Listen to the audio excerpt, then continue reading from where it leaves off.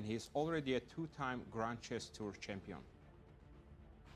The next player we have is the current world champion, 19 years old Gukesh, URS rating 2745. He's the 6th ranked player in the world, and he's getting more and more experience in this time control, so I think we will see how he will perform in this event. The next player is the US superstar Fabiano Caruana, 32 years old, URS rating 2795, world ranked number 3 player and a 4-time US chess champion. The wild card of the tournament, very special wild card, Magnus Carlsen, the world chess champion. He's 34 years old, URS rating 2864, world number 1 player for many, many years, and is a 5-time world chess champion. And we're going to go to Zagreb, to Christian and Anastasia.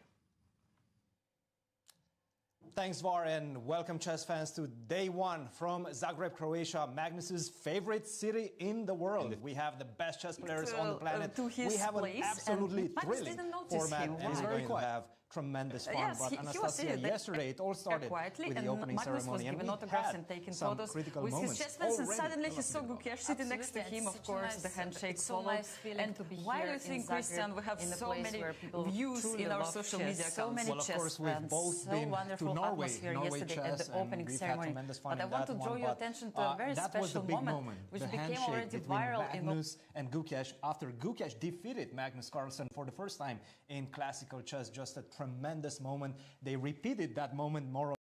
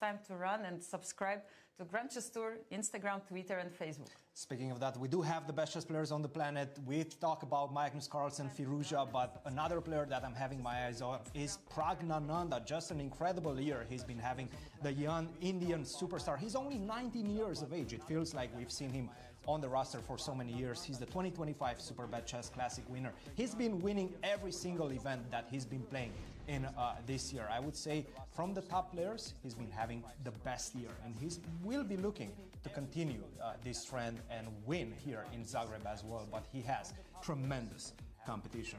Guys, we'll be here to give you all the insights, the player interviews as well, and some analysis from Zagreb, Croatia. For the moment, back to you in St. Louis. Let's get the show started. Thank you, Anastasia and Christian. It sure sounds like Zagreb is a lot of fun. Nasi, do the honors. Tell us the pairings for this round one coming up. Let's have a look. Exciting pairings. We start with Anish Giri against Nodirbek Abdusatorov. Ivan Saric, the local player, will be playing Magnus Carlsen. Nice. Two Americans facing each other, Wesley So against Fabiano Caruana, Jan Krzysztof Duda against world champ Gukesh, and two youngsters, Alireza Firouzja against Praggnanandhaa. I mean, just great matchups. As we go to the playing hall in Zagreb, Croatia, as the players, there you get a chance to see the audience. So many fans have showed up. Absolutely. As you can see, you know, as a player, I have to say, Var, and you jump in as well. It's wonderful to play in front of a full audience, a packed house. Absolutely, it's always exciting to see the fans and see all the people watching, and it's a really nice atmosphere. Yeah, it feels... Yeah, being on stage and having audience, you feel like a real athlete. Exactly. I remember going to the old Soviet Union where Michael Tal was playing Bent Larsen, and you couldn't get in. I mean, the audience was so tightly packed. I was pressed against the walls, in fact. And Alexander Vorkevich, who was the second of Michael Tolley, standing next to me, and he says to me, "It's more crowded than a bus in Kiev." I was never in Kiev, but I understood what he meant. This is exciting. You see Fabiano Caruana walking around, and he is the returning champion in Zagreb. Right. I mean, he had a great performance. We were on break, we were just talking about, imagine Fedosiev had been in the event instead of, for example, Anish Giri. And Fedosiev wins against 26 Grand Chess Tour points. Could he qualify? He gets to go to Brazil? Yeah, could he qualify for Brazil? And you had mentioned, Nasi, that Wesley He's played every single event, and the Magnus Carlsen is arriving. I was just going to say, there's one player missing. He's always fashionably late, right, but still on time. I didn't quite see it. Was he wearing jeans? I saw he was wearing jeans at the opening ceremony there just a moment ago. As we're going to have some special guests doing the opening first moves, right? I believe that's the one and only, right? Garry Kasparov. There he is. He's going to go with E4. I don't know. Looks dubious. He's going to take it back. I'm sure Ivan's going to take it back. No E4. Well, he's leaving it out there. Oh my goodness. And we will be starting with the Saric game against Magnus Carlsen. Let's do it. I mean, let's see the world champion, ex-world champion in action. Exactly. And the play is underway. And guess what? E2, E4 on the board, and C7, C5 by Magnus. An invitation. Fight already. Invitation for Sveshnikov? I believe so. Knight F3 on the board. Right. C7, C5. So the time control it's a long rapid, right? We sometimes say 15 minutes, but here it's 25. 25. And Ivan, I couldn't help but see slightly nice wry smile there. I mean, I remember when I was playing world #1 and world champion at the time, Anatoly Karpov, and Boris Spassky said to me before the game was to begin, enjoy your moment in the sun. And I think Ivan Saric intends to enjoy his moment. I'm sure everybody loves playing against Magnus. Absolutely. No matter how badly you can get crashed, it's still a privilege to play Magnus. There was a pause there, and I understand the reason for the pause. After knight c6, a lot of players, most especially, I think, led. And I understand the reason for the pause. Yeah, the Rossalimo. We saw a lot of that in the match between Magnus and Fabi. That's what I mean. And of course, for centuries, the open Sicilian. And look at them go. They have actually blitzed to the Tabia position. In my day, everybody played bishop takes f6, followed by knight d5. But black players have found a way of equalizing those positions, and now it's become more... Yeah, when I started playing Sveshnikov with black, then everyone was playing immediately knight d5, just like Ivan has just done. There you go. I mean, you see... And now is the big question, c3 or c4? When I started playing Sveshnikov, c3 is the old classical line. Right. I think it's still c3, but we're going to have our resident expert, Var, to tell us. C3, by modern standards, is this still the most popular? Yeah, c3 is the most popular. Over 750 games played after c3, and compared to c4. Yeah, c4 was only 3,000 games played. And c3, how many thousand did you say? 7,500 games. 7,500. So it's double, 2 to 1. Okay. So after c3, usually black will just c3 on the board, by the way. And the knight will go to c2, reroute the knight on e3. Okay. So after c3, usually black Magnus himself has been playing this position as black for a number of years, I want to say. And I can't recall anybody has been playing against him from this. Yeah, these positions are not easy. They're very dynamic, and usually black has enough counterplay. Like usually they put the bishop on g5, sometimes even drop to h6, some g6, f5 ideas will happen. Right. Bishop goes on e6, so you still have the two bishops. So yeah, I know you have the backward pawn on d6, but usually black is okay. Right. Very cool. What else has caught your eye, Var? The game that caught my eye was the game against this game, Duda, playing with the white pieces against Gukesh, and here I saw like a very strange move. I don't know if it was a mouse slip or a blunder hand slip, I guess. So yeah, so let's start off from the beginning. So we have like a very strange move. I don't know if it was d5 and d4 blunder. Yeah, so captures queen d4. Yeah, so let's start off from the beginning. So we have like a very strange move. I don't know if it was now queen takes d4, knight c6. Yeah, this was played before. So now queen e7, which it's rare but still fine. But I think later on something happened in this position after bishop b4. Yeah, this It's already a rare line for sure. Yes, but we still have about about 800 games. But I think so here something happened. Queen f4 played. That's new for me. Yeah, I thought there was. But we still have queen g3 is the main move in this position. Exactly. About 400 games. Bishop c4 about 200 games. But queen f4, queen g3 is only 34 games, and now Instantly d6, by the way. And now Gukesh wasn't really surprised by it. He responded very quickly. yeah, now the pawn on e4 is hanging, so bishop c3, bishop c3, knight e4 is a possibility. Now f3 played, Responded very quickly. and the pawn on e4. So we have 11 games in this position still, and it seems a little bit strange that we don't have Any development here. Yeah. And, If you don't mind me saying that from a classical point of view, I'm sitting there saying, I've got the pawns on e4 and f3, so I want to play g4, g5, h4, h5.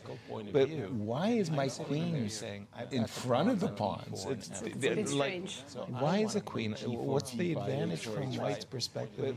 Well, I think what he's trying to do here with the queen on f4, he's trying to protect e4 and maybe to start with some counterplay with g4, g5 ideas. But here, black actually can start some active ideas as well. Here, for example, you can start with the move a5. Now you're threatening to play a4, and we know that when we have opposite castling here, you can advance your pawns, and every time opponent makes a pawn move that actually creates weaknesses, it becomes a hook. Like in this position, if you play this move, you can actually even leave the bishop here. You can just play, let's say, bishop d7, and if you capture on b4 after ab, now the rook is going to come to a1, and this is actually now very, very dangerous. I see you. I see, you see the evaluation part, yeah.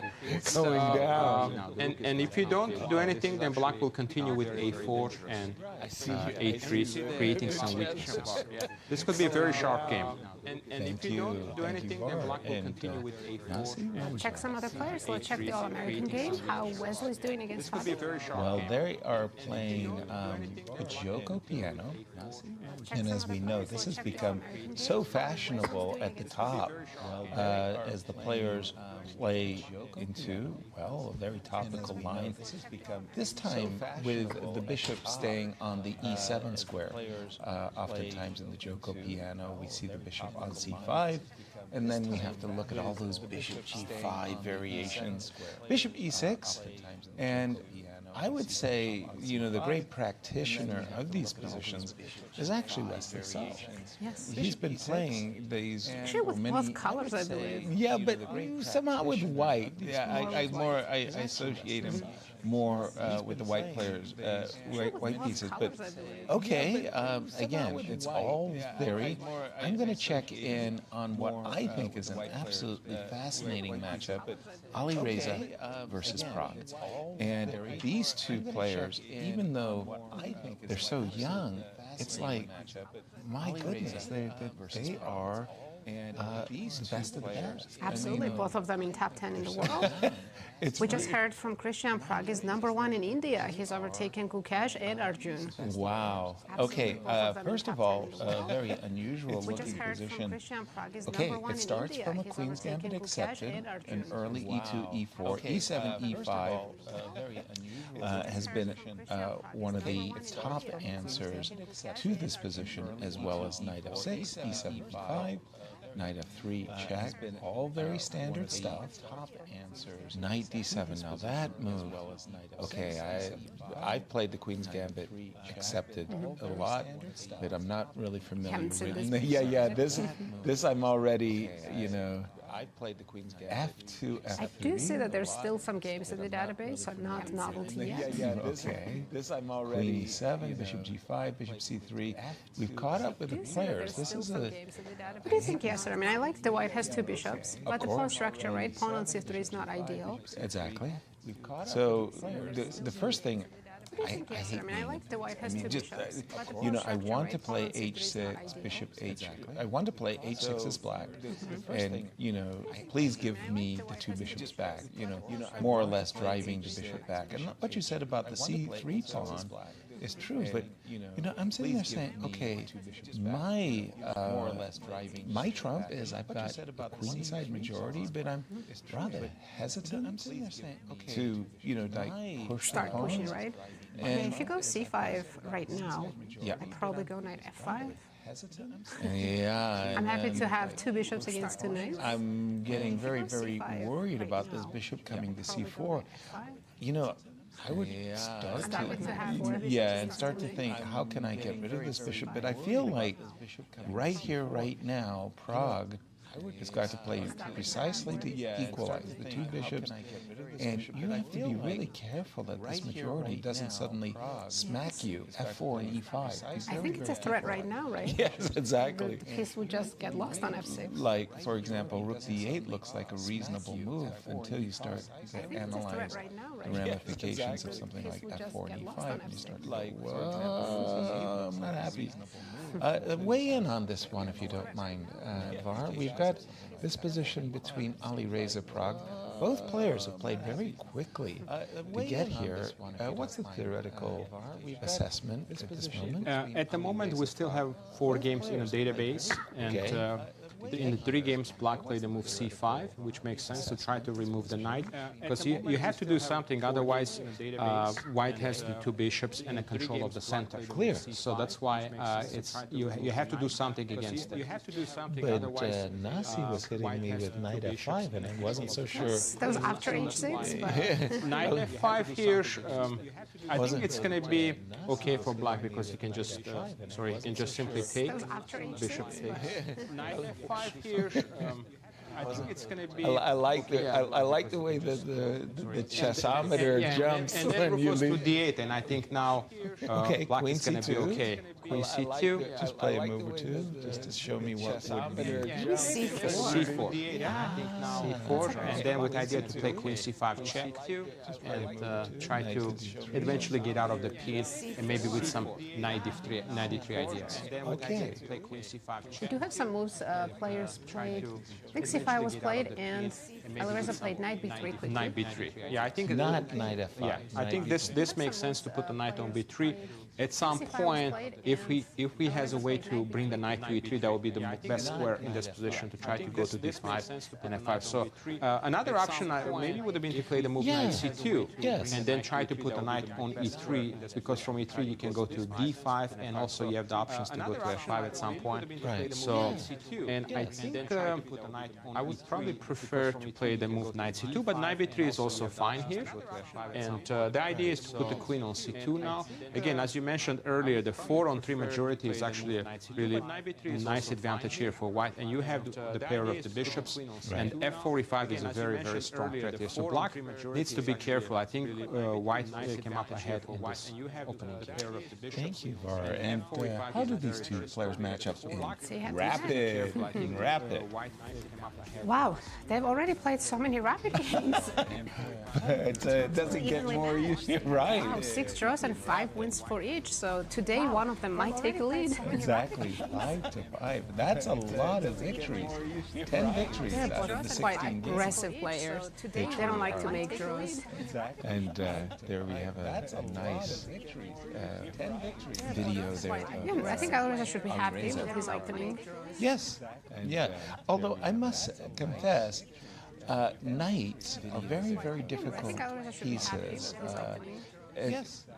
Like as amateur players know, you know, the wonderful in tactics, but the point is getting them into the right squares so that the tactics become possible. So you sit here and you think about this, And in my mind, I'm always looking for outposts. Where are the protected squares? So when VAR suggested knight c2 to put the knight on e3, that really made a lot of sense to me. We'll keep an eye on this one. By the way, we do have one of the game we still knight haven't b3, checked out. put the knight b3, rook d8 quickly. VAR told us that the queen will come to c2. And Prag just has to deal with f45 threat. Yes. Maybe he goes knight g6 right away. Knight g6. Okay, just kind of sidestepping. Because on f4 I can take on e4. Exactly, Prag just has to deal with sidestepping. f45 threat. Yes. Maybe he goes knight g6 right away. What was the game that you said? We haven't looked at Anish Giri against Norderbeck. Exactly, sidestepping, right. Anish Giri comes in as a wild card. At one time, Anish played in the Grand Chess Tour. And he did last year. Yeah, so playing as a wild card, I mean, I'm sure he wants to get back onto the tour as a full tour He's player. recently re-entered top 10 in the world. So, He's getting his rating back. this is a variation He's recently re-entered top the 10. Rui Lopez that I mean, it seems like they keep making new investigations all the time into the Rui, and they're coming up with new ideas. Knight takes d4, so black says, I'm a pawn up. What are you going to do about it? And white says, well, I'm going to try to win the pawn back by messing up the pawn structure. Wow. VAR, weigh in on this one. What is what does the theory tell us? Where was the novelty? Novelty, yeah. Yeah. This is the position, guys, where we had the first novelty here, and it was played by Anish, and we all know Anish is a very, very strong specialist. So he came up with a new idea here. Position was relatively, not that many games played in this position, only 8 games currently, and the top move is bishop takes c6 in this position. But he decided to play the move h3. So this is the new move, this is the novelty. So he's just waiting to see now what is black going to do next, because if you capture on d4, of course he would love to take back with the pawn, and then he can get a knight on c3 and d5. Of course black is not going to do that in this position, so he played the move h6. Now it's like a waiting game. You play h3, plays h6, which is also a useful move, because now you get the escape square for the king, but also you cover the g5 square. And now there are no more useful moves to play, so he decided to play the move knight bd2. But this is actually a pawn sacrifice. Black can now take on d4, c takes d4, knight takes d4, and now we have the move e5. So trying now to disconnect the communication between a queen and a knight here. So if you take with the knight on d4, then we have bishop d4, and you're losing a piece. So you have to take first on f3, and now knight takes. And again, you don't have time to take on e5, because after knight takes e5, bishop takes e5, bishop a7, you're losing the piece because of the discovery attack on the queen. Right? So that's why now after e5, he had to retreat, but this is very unpleasant now, because the pawn on e5 is restricting both f pawn and the d pawn from moving, and also it's hard to develop the bishop here. So now he played the move bishop c2, putting pressure on the knight, and at some point can play even moves like queen d3 and rook a d1, and even h4 h5 ideas possible here. This is a little bit dangerous for black here. So bishop takes e3. What does the engine think of this position? So now we're in new territory. Engine actually thinks it's slightly better for white, even though despite being down a pawn, you have a nice initiative, and also, very important, you have the lead in development as well, because you still have a problem with the bishop and the rook. Looks like a great prep by Anish. Also, let's take a look at Norderbeck's clock. He's down to 13 minutes, and Anish has gained time on the clock. There are a few more moves played, guys. So d6 was played, because at this point, I think Norderbeck realized things are getting really dangerous here, so he has to do something to try to get the bishop out, because, like I mentioned, queen d3, rook d1 is coming, so he played the move d6, and now bishop takes g6 now, creating a little bit of weaknesses, and now after f takes, and another useful move, rook c1, bringing the rook into the game now, because now you're putting pressure on c1, and it's not so easy to on c7, and it's not so easy to see what is black going to do here. So this is the current position. Looks like we see a huge time advantage on the clock, 26 minutes for Anish. He's actually gained time, and Nordebek definitely under some pressure here. So great start for the wildcard. And I see queen c2 as a potential threat for white with the double tap. Rook b8. Can you imagine you spending 13 minutes to find the move rook b8? And I saw the orange bubble. That's a bad sign. Tell me why. Rook b8 is not a very good move in this position. The better move here would have been to maybe even just hide the king on h7, which makes sense because in a lot of the variations, the king is going to be under attack with the queen b3. So now if you put it on h7, then you avoid that. So after rook b8, actually, white can just play very simple. Just take on d6. Now you have to take back with the queen. Yes. So now after the exchange of the queen, I'm not sure what is he going to do against rook c7, because now white is about to bring the other rook to e7. And black doesn't have rook f7 because and if you play rook f7, of course, we have rook e8 check, king h7, you lose the rook in this variation, so you cannot do that. So you have to play the move rook f8, and now we know that two rooks on a 7th rank are very, very powerful. Nice. Well, so very good chance for Anish, I think. Wow, you could almost say he won it out of the opening. If you don't mind, go back to the position after queen f6. And could you just tell me what this opening is called? No guesses from you. If you say the postmodern... Queen f6. Yeah, what is the name of the opening? Go back. I think if you click on the openings, it will give you the name. Yeah. Queen f6. Go ahead. Tell us the whole opening name. Name. Yeah. What is it If you called? click on the openings, it will Morphy defense. Rui Lopez is the opening, yes. That's it? But we know that. You're looking for like a specific variation. Well, because the Rui Lopez is bishop b5 on move 3, and the Morphy defense is a6 on move 3 for black. But then it's like it should be like the Steinitz modern ultra post a6. Well, there are the third classical defense. It's made up. It's totally I don't know. That sounds... We usually have a little name or something. It's Right. like an obscure opening or something. I mean, call it the Jobava Rui Lopez, if you don't mind. There. Obscure opening or something. Classical defense deferred. And that's another thing. Where the heck does chess come up with the word deferred? Deferred. I mean, I don't do it. I'll defer. I'll defer. Okay, weird opening, but it looks like Anish's preparation is paying off. a lot happening in this game between Duda and Gukesh, and let's jump back into it. I think that's one of the most aggressive openings we have on the board. That was the queen f4, the open variation, and bishop e6. That made a lot of sense.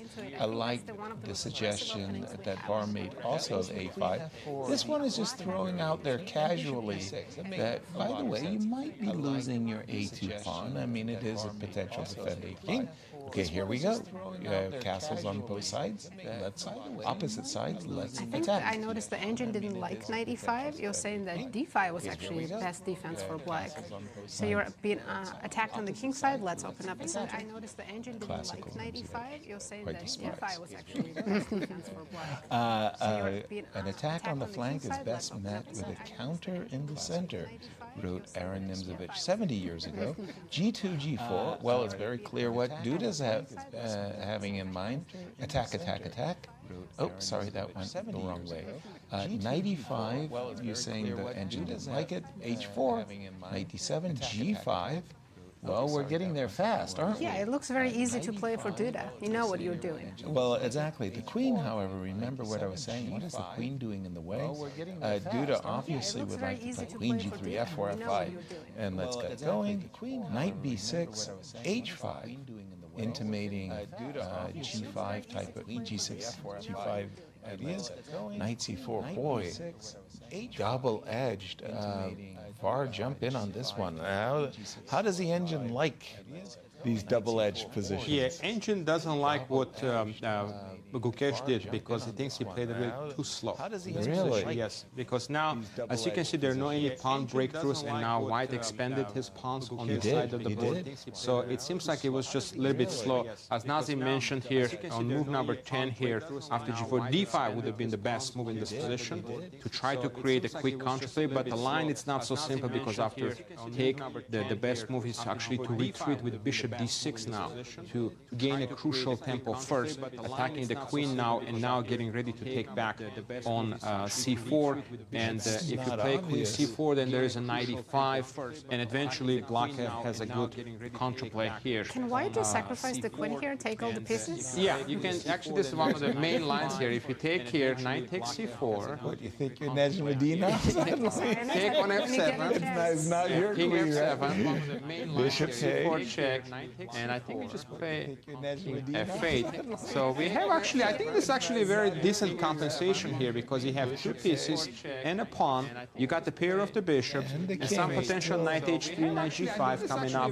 So it's only giving actually after knight h3 move, it's only giving a very slight advantage here for Black, and especially for a rapid game. I think this could have been interesting. But again, it's not an easy move to play the move d5 because you have to calculate all this. So he played knight e5, and the current position here, this is just too slow. This knight d7, knight b6, because White is already expanding here. And now, after knight c4, bishop c4, and knight g2. This is actually a very nice play here by White because now he's completing the development, and he's not afraid to lose the bishop on d2 because he will have two knights. Possibly h6 is coming next, creating a big weakness on f6, and maybe one day one of the knights can jump on f6, which will be critical. And we know the pawn on h6 will be a very strong wedge pawn. Or Duda could even be playing for g6 and just opening up f or h files. Bang, bang, bang. So here already it's a5 is suggested, but it seems like this is already a little too slow here. White is already too quick here. If you decide just to take, let's say, on d2, then simply queen takes d2 coming up. We finally moved the queen. Now threatening h6 with the queen d4 threat. And this is already a very, very big advantage. When I make comparisons, and I think we all do that, we get a position, an open position. When I make comparisons here, and I'm comparing it, for example, to a Sicilian. It's not exactly a Sicilian.